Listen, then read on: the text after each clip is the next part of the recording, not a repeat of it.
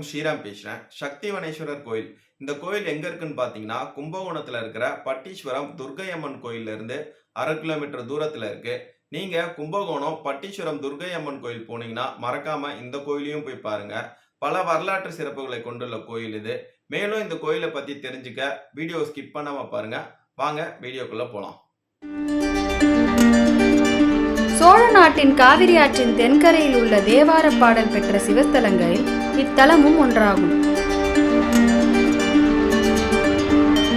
திருநாவுக்கரசு சுவாமிகள் இந்த கோயிலின் சிவபெருமானை புகழ்ந்து பாடல்களை பாடியதிலிருந்து மூலக்கோயில் 6 முதல் 7ஆம் நூற்றாண்டு வரை இருந்துள்ளது என்றும் பின்னர் சோழர் காலத்தில் கல்லால் புனரமைக்கப்பட்டது என்றும் கூறப்படுகிறது.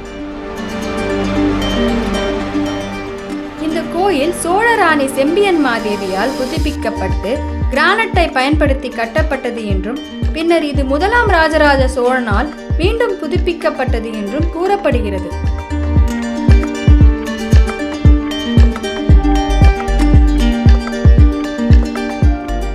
சிவனின் கரங்களை பெறுவதற்காக பார்வதி இந்த இடத்தில் தவம் செய்து கொண்டிருந்தார்.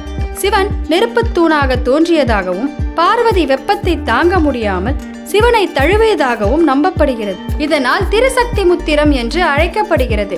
சக்தி முத்திரம் என்பதற்கு சிவனை தழுவும் சக்தி என்று பொருள். இக்கோயிலின் மூலவர் சிவகொழுந்தீஸ்வரர் என்றும் சக்திவனேஸ்வரர் என்றும் அழைக்கப்படுகிறார். பெரிய புராணத்தில் திருநாவுக்கரசு சுவாமிகள் திருநாகேஸ்வரத்தில் உள்ள சிவபெருமானை வணங்கிவிட்டு இக்கோயிலுக்கு வந்ததாக சேக்கிழார் பதிவு செய்துள்ளார்.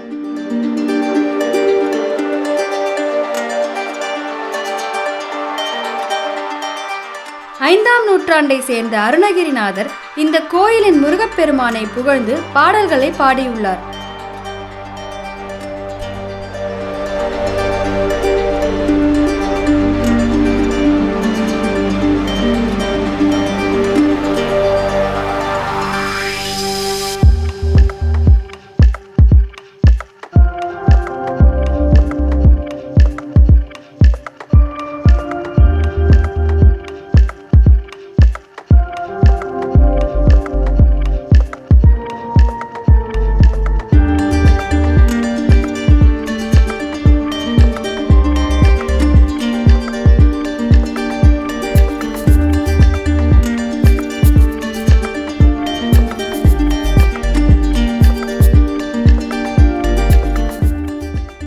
சம்பந்தர் இக்கோயிலில் இருந்து முத்துப்பந்தலின் கீழ் பட்டீஸ்வரம் சென்றார்.